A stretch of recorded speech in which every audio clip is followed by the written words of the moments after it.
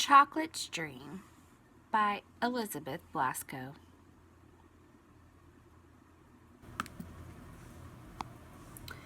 Every morning, just like clockwork, Chocolate woke up with a sneeze in an old abandoned mill and shook the hay off of his nose. Straight away, he headed out to see Sarah, his sort of friend, barking happily when he looked for something to eat. Then, like always, he hid behind the fence for hours watching the little girl do her homework. His sense of smell told him that one day they would be great friends. All he needed was for Sarah to love him. Back at the old mill, he chased after the red leaves blowing along the ground. Dreaming that he was already living with the family, he closed his eyes tightly and concentrated really hard on his dream coming true. There was always hope. His heart filled with so much joy, there was no room for sadness. One day, the little bird that lived in the almond tree in the garden asked him, "What are you doing there, hiding behind the fence?" "I'm waiting for the right moment to introduce myself to Sarah," replied Chocolate. "Why are you so dirty?" asked the little bird. Chocolate sat down, cleared his throat, and began to tell his story. "I come from a very big family with 7 brothers and sisters. I was the smallest and the most playful.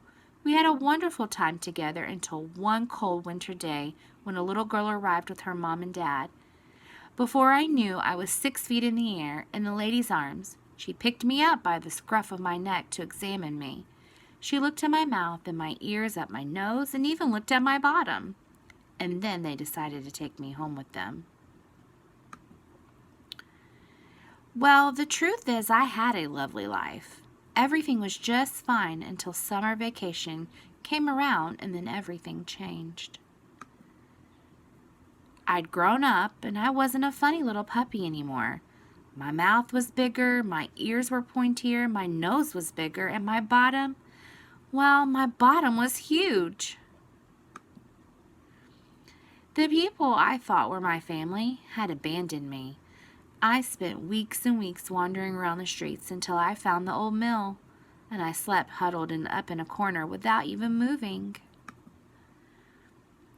I didn't eat anything for days and days, and sadness had filled my heart, just like a traveling flea circus had filled my fur. I felt lonely and very, very sad, and since then I've lived in the old mill. The little bird, who had been listening carefully without saying a thing, decided he had to help his 4-legged friend. He filled his lungs with air and began to sing a beautiful melody. He sang louder and louder. He sang so loudly that the melody completely surrounded Sarah, who ran out of her house to see what was happening.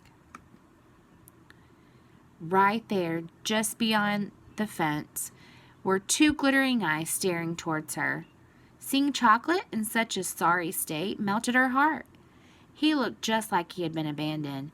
Sarah touched her new friend's nose with her own, and they both felt a shiver run through their bodies.